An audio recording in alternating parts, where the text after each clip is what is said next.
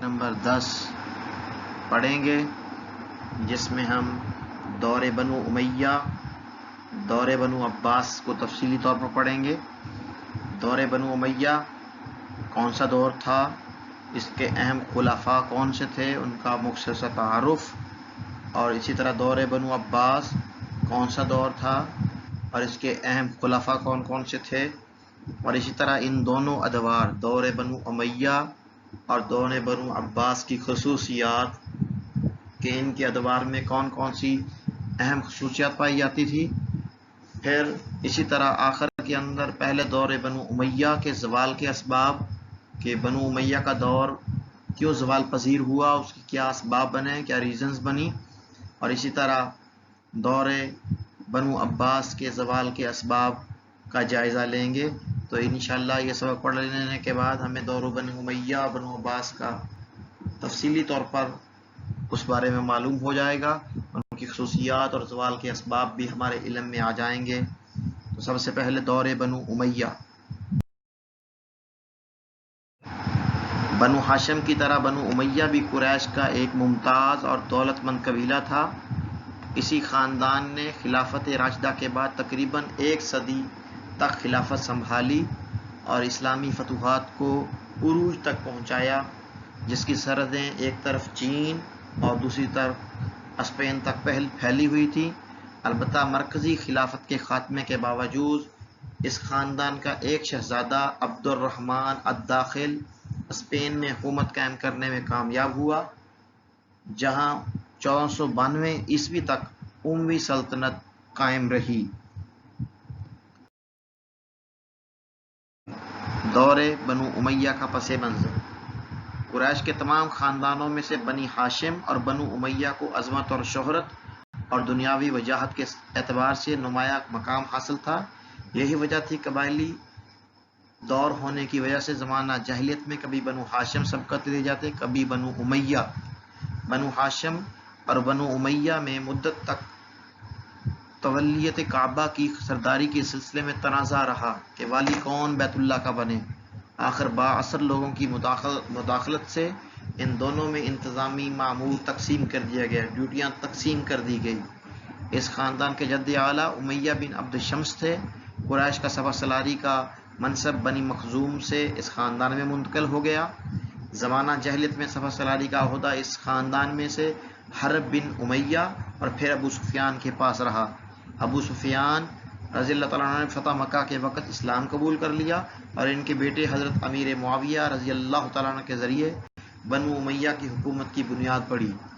خلفائے راشدین کے زمانے میں بنو امیہ نے بڑے کارنامے سر انجام دیے۔ حضرت عمر فاروق رضی اللہ عنہ کے دور میں حضرت امیر معاویہ رضی اللہ عنہ دمشق کے گورنر بنے، اور حضرت عثمان غنی رضی اللہ عنہ کے دور میں وہ پورے صوبہ شام کے گورنر بنا دیے گئے۔ حضرت عثمان کی شہادت کے بعد 35 ہجری میں حضرت امیر معاویہ رضی اللہ عنہ نے قصاص عثمان رضی اللہ عنہ کے لیے آواز اٹھائی اور مرکزی حکومت سے خود مختار ہو گئے۔ جنگ صفین کے بعد مسلم ریاست 2 حصوں میں تقسیم ہو گئی، آدھی خلافت جو حضرت علی کے پاس رہی اور آدھی ملوکیت اور بادشاہت کی صورت میں حضرت امیر معاویہ رضی اللہ عنہ کے ہاتھ میں رہی۔ حضرت علی کی شہادت کے بعد حضرت حسن خود حکومت رضی اللہ تعالیٰ عنہ خود حکومت سے دستبردار ہوئے۔ اس طرح حضرت امیر معاویہ رضی اللہ تعالیٰ عنہ کے پاس حکومت چلی گئی۔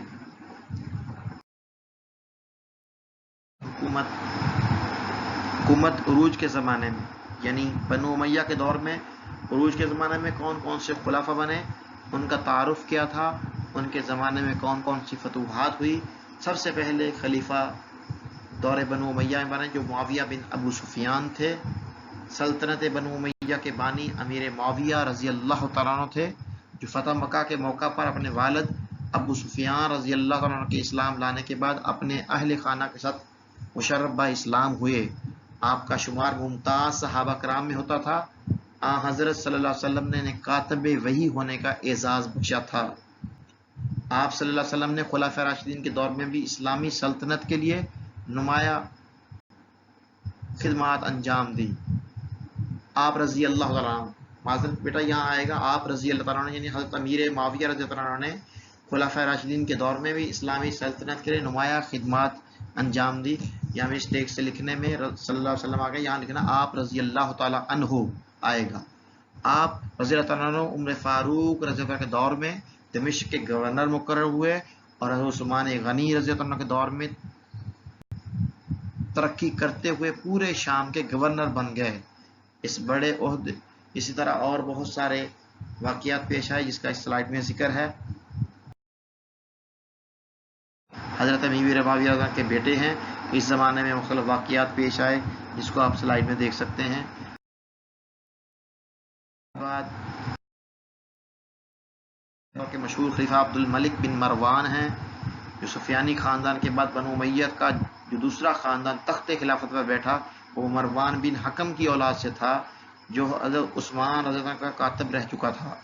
مروان بن حکم کو حضور صلی اللہ علیہ وسلم نے مدینہ سے شہر بدر کر دیا تھا کیونکہ وہ حضور صلی اللہ علیہ وسلم کی نقلیں اتارا کرتا تھا.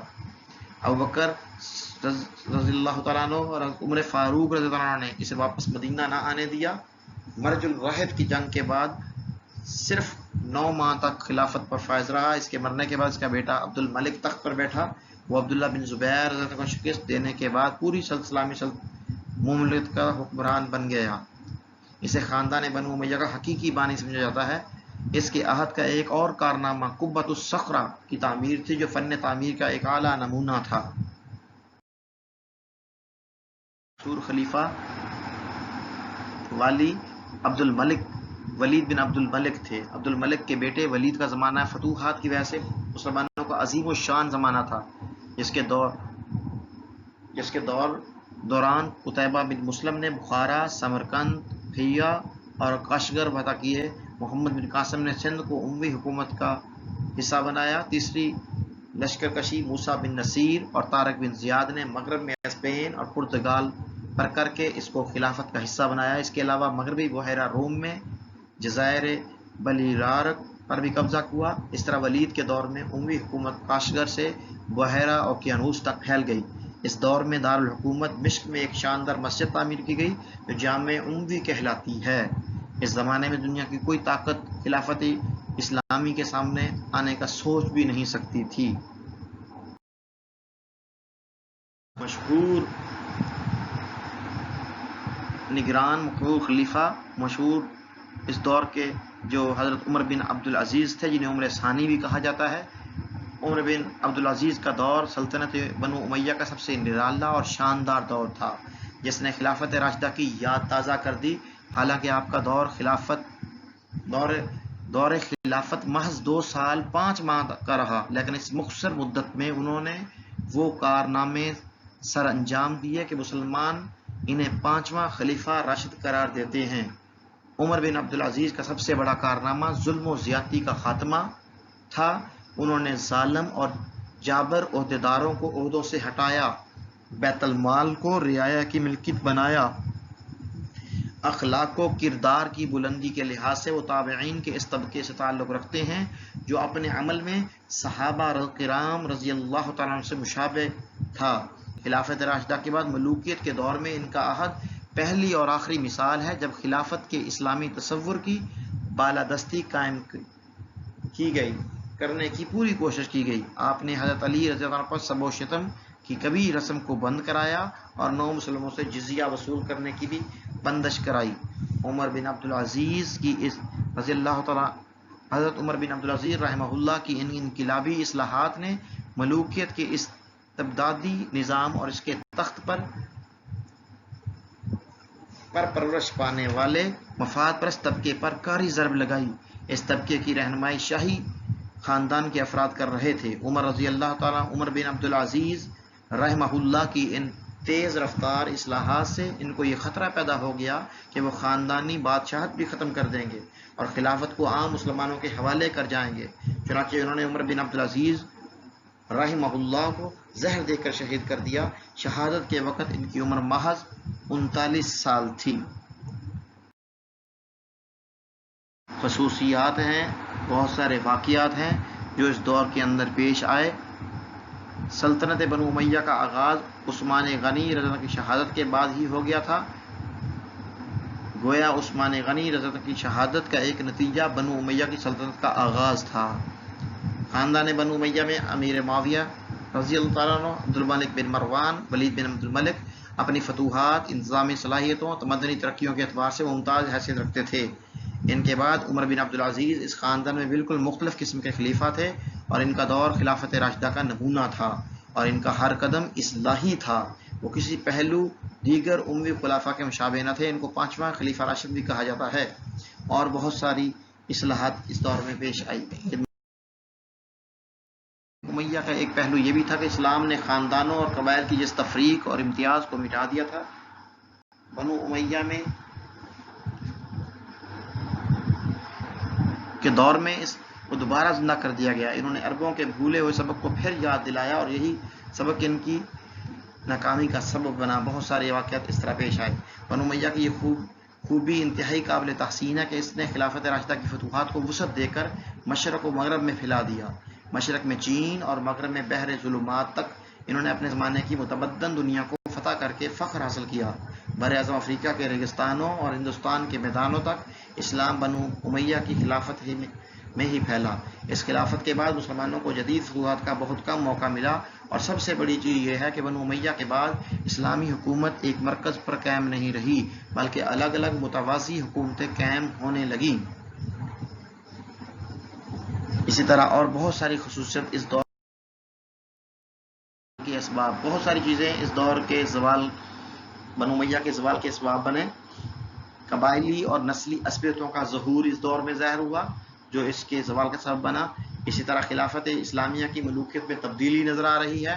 اس دور کے بعض خلافہ میں یہ چیز نظر آئی، ظالم گورنر نظر آئے، کچھ اخلاقی زوال، اخلاقیت کم ہوتی ہوئی نظر آئی، موالی کی ناراضی نظر آئی، ایرانیوں کی عرب دشمنی اس دور میں ظاہر ہوتی ہوئی نظر آئی، حکمران طبقہ کی اندر نااہلی پائی جاتی ہوئی نظر آئی، بنو ہاشم اور بنو امیہ کی قدیم آویزش سامنے آئی، ظاہر ہو کر آئی، سانحہ کربلا پیش آیا، سپہ سالاروں اور اراکین سلطنت کی رسوائی، خوارج، ولی عہدی کا نظام، بزرگان دین اور عباسی دعوت، اس طرح یہ مختلف چیزیں ہیں جو اس دور کے بنو امیہ کے زوال کے اسباب بنے۔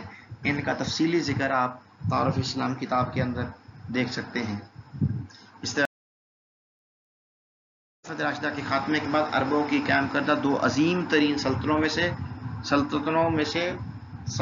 میں سے دوسری سلطنت خلافت عباسیہ کہلاتی ہے، جس کا قیام 750 عیسوی 132 ہجری میں عمل میں آیا اور 1258 عیسوی 656 ہجری میں اس کا خاتمہ ہو گیا۔ یہ خلافت ایک تحریک کے ذریعے قائم ہوئی جو بنو امیہ کے خلاف تھی۔ تحریک نے ایک عرصے تک اپنے مقاصد کے حصول کے لیے جدوجہد کی اور بالآخر بنو امیہ کو شکست دینے کے بعد برسر اقتدار آ گئی۔ زمانے میں عباسیوں کی حکومت بھی امویوں کی طرح شخصی اور موروثی تھی اور ولی عہدی کا بھی وہی طریقہ کار تھا جو بنو امیہ نے اختیار کیا ہوا تھا۔ خاندان عباسیہ نے دارالحکومت دمشق سے بغداد منتقل کیا اور 2 صدیوں تک مکمل طور پر عروج حاصل کیے رکھا۔ زوال کے آغاز کے بعد مملکت کئی حصوں میں تقسیم ہو گئی جن میں ایران میں مقامی امراء نے اقتدار حاصل کیا اور المغرب اور افریقہ غالبہ اور فاطمیوں کے زیر اثر آ گئے۔ عباسیوں کی حکومت کا خاتمہ 1258 عیسوی میں منگول فاتح ہلاکو خان کے حملے کے ذریعے ہوا، تاہم خلیفہ کی حیثیت سے ان کی حیثیت پھر بھی برقرار رہی اور مملوک سلطان ملک الظاہر بیبرس نے خاندان عباسیہ کے ایک شہزادے ابوالقاسم احمد کے ہاتھ پر بیعت کر کے اس کے نام کا خطبہ اور سکہ جاری کیا۔ یہ اس دور کی ابتدا تھی۔ امیہ کی حکومت کے دور زوال میں سلطنت میں ہر جگہ شورش اور بغاوتیں شروع ہو گئی، جن میں سب سے خطرناک تحریک بنو ہاشم کی تھی۔ بنی ہاشم کیونکہ اس خاندان سے تھے جس میں رسول اللہ صلی اللہ علیہ وسلم ہوئے تھے، اس لیے وہ خود کو خلافت کا بنی امیہ سے زیادہ مستحق سمجھتے تھے۔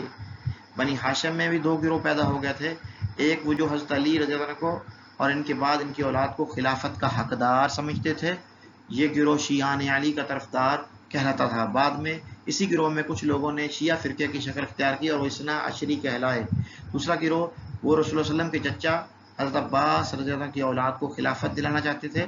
شروع میں دونوں گروہوں نے مل کر بنو امیہ کی حکومت کے خلاف بغاوتیں کی، لیکن بعد میں عباسی گروہ غالب آ گیا۔ اس دور میں اقتدار حاصل کرنے کس طرح حاصل کیا گیا؟ بنو امیہ کے زمانے میں عربوں اور ایرانیوں کے درمیان نفرتیں بڑھنے کے علاوہ خود عربوں کے اندر قبائلی عصبیت اور اختلافات بہت بڑھ گئے تھے۔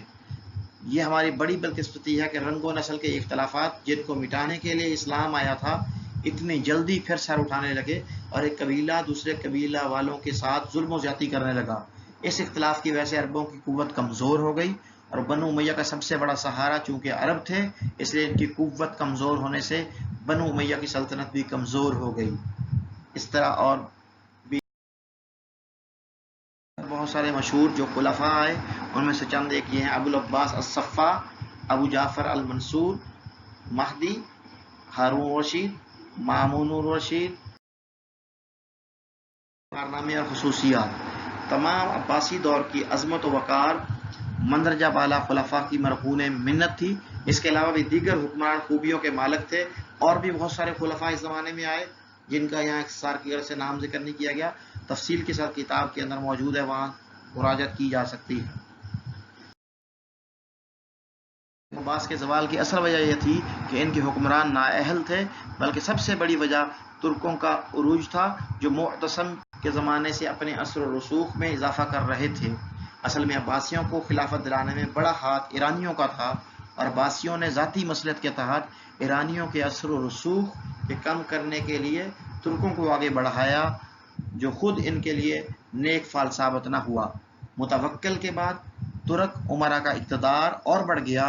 اب وہ خلیفہ کا حکم سننے سے بھی انکار کرنے لگے۔ انہوں نے کئی خلفاء کو اتارا اور بعض کو قتل بھی کیا۔ اس طرح ترکوں نے مرکزی حکومت کو کمزور تو کر دیا لیکن خود کوئی مضبوط حکومت قائم نہ کر سکے۔ اس صورتحال میں کئی مقامی امراء نے اپنے اپنے علاقوں میں خود مختار حکومتیں قائم کر لی، جن میں قابل ذکر بنی امیہ، سامانی اور فاطمی حکومتیں ہیں۔ زوال کے دور میں کرامتہ کا فتنہ بھی رونما ہوا، جنہوں نے 50 سال تک جنوبی عراق اور شمال میں ظلم و ستم اور لوٹ مار کا سلسلہ جاری رکھا۔ یہ ذرا اسٹوڈنٹ غور کریں، یہ ایک لفظ آیا سامانی، اس پہ دیکھ لیں گے یہ ساسانی ہے یا سامانی ہے، یہ بعد میں دیکھ کر آپ کو واضح طور پر بتایا جائے گا۔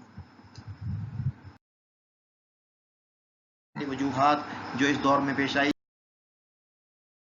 ان چیزوں میں اب اس لیکچر کے اندر اگر کوئی چیز مشکل ہو دور کے بارے میں تو آپ ڈسکس کر سکتے ہیں، سوال کے ذریعے پوچھ سکتے ہیں۔ تو یہ دور بنو امیہ اور بنو عباس تھا اور ان کی خصوصیات اور ان کے زوال کے چند اسباب تھے جن کا یہاں ذکر کیا گیا۔ وما علینا الا البلاغ المبین۔